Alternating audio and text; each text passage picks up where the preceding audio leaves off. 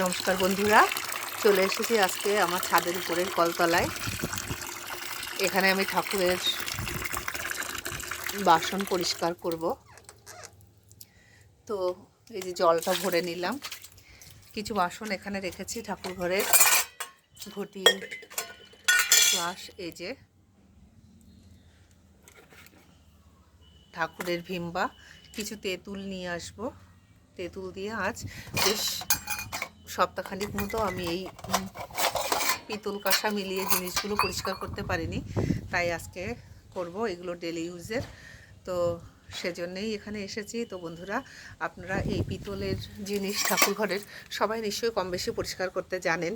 তেঁতুল, শীতকালে একটু তেঁতুল মাখিয়ে 2-5 মিনিট রেখে তারপরে যদি শুধুমাত্র ভিম লিকুইড কিংবা এই সাবান দিয়ে, ভিমবার সাবান দিয়ে আপনারা পরিষ্কার করেন, তাহলে পরিষ্কার হয়ে যাবে। ঠাকুর ঘরের বাসনে কিন্তু কোনো অ্যাসিড বা অন্য কিছু দেবেন না, কারণ অ্যাসিড দেওয়াটা ঠিক না। আর ঠাকুর ঘর সেখানে খুব ভালোভাবে পরিষ্কার করতে হয়। আর এই যে শঙ্খ, জল শঙ্খ, এই জল শঙ্খের ভিতরে আপনারা এমনি লেবুর রস আর চুন, যে পানে খায় যে চুন, ওই চুন আর লেবুর রস যদি মাখিয়ে রাখেন এবং কিছু শুকিয়ে যাওয়ার পরে একটু সাবান মানে ভিমবার দিয়ে একটা নতুন ব্রাশ দিয়ে যদি ডলা দেন, তো একদম পরিষ্কার হয়ে যাবে। তো বন্ধুরা, আমি পরিষ্কার করে আপনাদের দেখাতে পাচ্ছি না, আমি টিপসটা বলে দিলাম। তো তামা সব থেকে তাড়াতাড়ি বেশি পরিষ্কার হয়।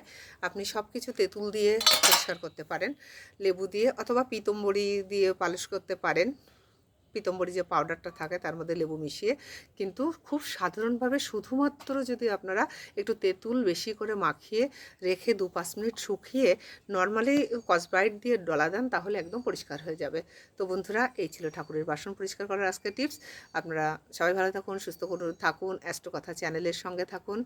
আর অ্যাস্ট্রোলজিক্যাল কোনো টিপস পেতে আমার সঙ্গে অবশ্যই কন্ট্যাক্ট করবেন 8670690426 নাম্বারে। তো ভালো থাকুন সবাই।